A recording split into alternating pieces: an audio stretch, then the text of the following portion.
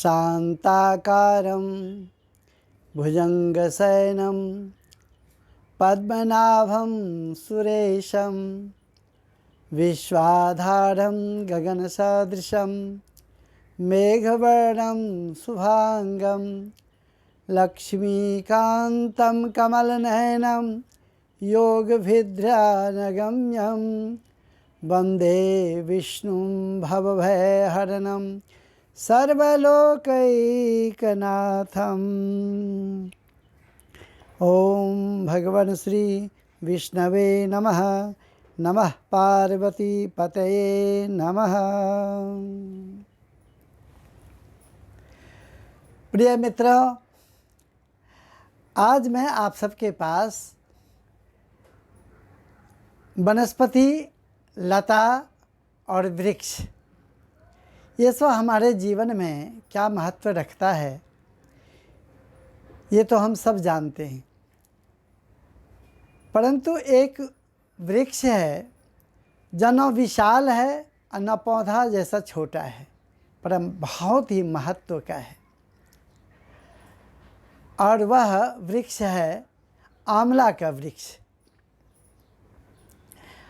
आंवला को संस्कृत में धात्री भी कहते हैं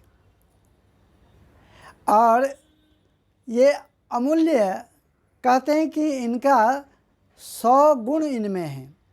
ऋषि हमारे बताते हैं इसका नाम सतगुणी भी है। किसी भी फल में या किसी भी सब्जी इत्यादि में या वनस्पति में 100 गुण नहीं होते हैं, पर धात्री में अर्थात आंवला में 100 गुण होते हैं।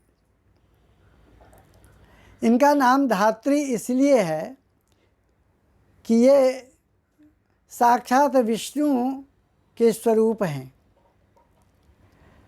कहते हैं कि भगवान विष्णु कहते हैं कि मैं लक्ष्मी को धारण करता हूँ, धरणी को धारण करता हूँ, परंतु मुझे ये धात्री अर्थात धात्री का वृक्ष धारण करता है। इसीलिए इस वृक्ष का महत्व बहुत ही ज़्यादा है।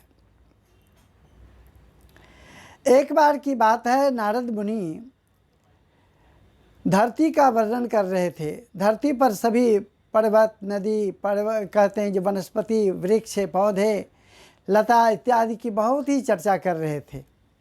उसी में उन्होंने कहते कहते इस धात्री फल का अर्थात आंवला का बहुत ही विशिष्ट वर्णन किया। तो लक्ष्मी कहने लगी कि हे नारद, जिस फल का आप इतना वर्णन कर रहे हैं इसका क्या महात्म्य है। नारद जी ने कहा कि हे महालक्ष्मी, हे माते, आप नहीं जानते हैं, भगवान विष्णु को प्रसन्न करना हो, भगवान शिव को प्रसन्न करना हो, तो उनके बहुत ही प्रिय जो पौधे हैं या वृक्ष हैं या लता हैं या वनस्पति हैं, उनको भी साथ में लेके चलना चाहिए।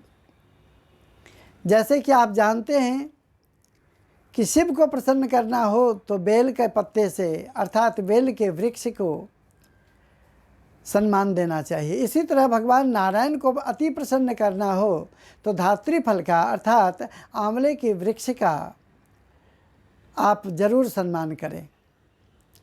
तो उस समय महालक्ष्मी भगवान विष्णु को प्रसन्न करने के लिए, अति प्रसन्न करने के लिए धरती पर आए और धरती पर आकर के उन्होंने इस आंवला वृक्ष के नीचे बैठकर भगवान विष्णु की तपस्या की। और वो महीना था कार्तिक का महीना, तिथि थी नौमी तिथि। जैसे कि हम सब जानते हैं कि कार्तिक महीना धर्म मास कहलाता है, तो इसी कार्तिक शुक्ल पक्ष की नवमी तिथि को आंवला नवमी भी कहते हैं। और इस वृक्ष के नीचे लक्ष्मी प्रसन्न होती हैं, प्रसन्नतापूर्वक भगवान विष्णु को प्राप्त करती हैं। उस समय नारद जी के कथनानुसार भगवान विष्णु यहाँ पर आते हैं, ओम नमः शिवाय, ओम नमः शिवाय, ओम नमः शिवाय का उच्चारण करते हुए।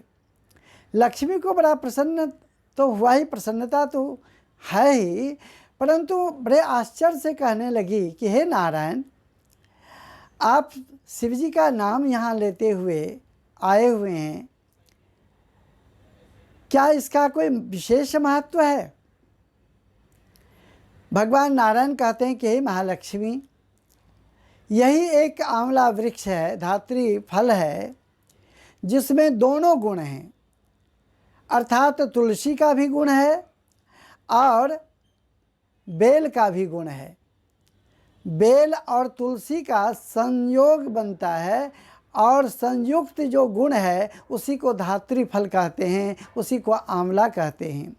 और जो कोई भी आज की तिथि को अर्थात कार्तिक शुक्ल नवमी तिथि को व्रत करेंगे, इस वृक्ष के नीचे बैठकर ब्राह्मणों को भोजन कराएंगे, इन वृक्ष के नीचे बैठकर स्वयं भोजन बनाकर और पवित्रता पूर्वक श्रद्धा पूर्वक मुझे भोग लगाएंगे और स्वयं भोग को भोजन करेंगे, उनके मैं ऊपर बहुत प्रसन्न होता हूँ और मनवांछित फल देता हूँ।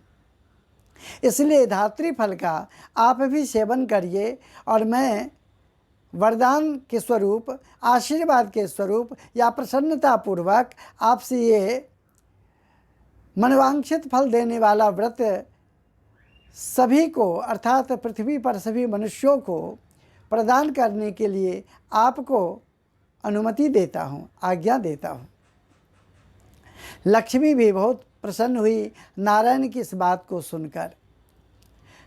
आप जानते हैं जैसे आंवला से आंवला की चटनी भी बनती है, आंवला का अचार भी बनता है, आंवला का मुरब्बा भी बनता है और ख़ास करके स्वास्थ्य के लिए तो आंवला बहुत ही उपयोगी है।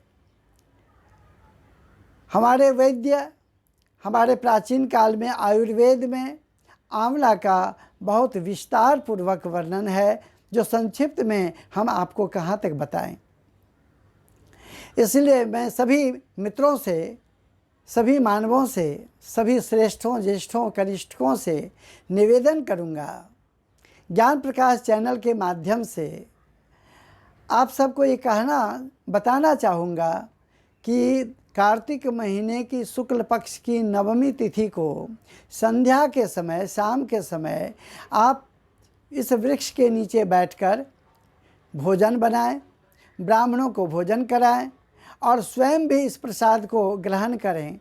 लक्ष्मी नारायण और भगवान शिव आपके ऊपर, हम सब के ऊपर कृपा दृष्टि करेंगे, कृपा बरसाएंगे।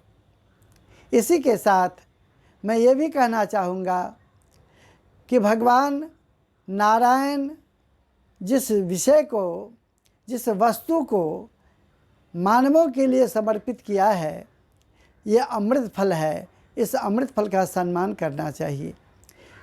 उस नवमी तिथि को धात्री फल को जरूर खाना चाहिए। और हाँ, महिलाओं को खासकर